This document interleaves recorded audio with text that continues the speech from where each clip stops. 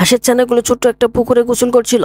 সেখানে দানব আকৃতির হাঁসের বাচ্চাটি লাফ দিয়ে পানিতে পড়ে যায়। সাথে সাথে পুকুরে থাকা হাঁসের বাচ্চাগুলো এবং পানি ছিটকে উপরে পড়ে যায়। হাঁসের বাচ্চাদের মায়েরা দেখতে পায় শিয়াল পণ্ডিত দৌড়ে আসছে হাঁসদের খাওয়ার জন্য। তারা সবাই দৌড়ে পালিয়ে যায়, কিন্তু বড় বাচ্চাটির মা তাকে টলিতে বসিয়ে দৌড়তে দৌড়াতে হাঁপিয়ে যায়। অতঃপর হাঁসের ছানাটি তার মাকে টলিতে বসিয়ে দৌড়াতে থাকে। এমন সময় শিয়াল পণ্ডিত দৌড়ে তাদের কাছে চলে আসে এবং হাঁসের বাচ্চার উপর একটা বাড়ি মেরে দেয়। তারপর শিয়াল পণ্ডিত হাঁসের বাচ্চাটির গলা টিপে ধরে। এই হাঁসের বাচ্চাটি ছিল অত্যন্ত শক্তিশালী। সেই মুহূর্তের মধ্যে হাত ছুটিয়ে শিয়াল পণ্ডিতের গলা চিপে ধরে। শিয়াল পণ্ডিত ছটফট করতে শুরু করে, কিছুতে তার গলা ছড়াতে পারছিল না। পণ্ডিত অনেক কষ্ট করে নিজের গলাটা ছাড়িয়ে নেয়।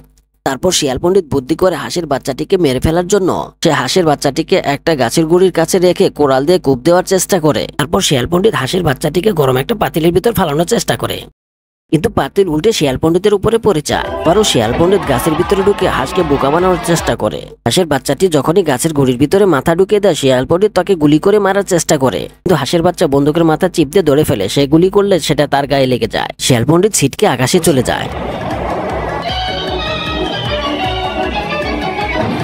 শিয়াল পণ্ডিত হাঁসের বাচ্চাটিকে মারার জন্য বিশাল বড় একটা ছুরি নিয়ে আসে।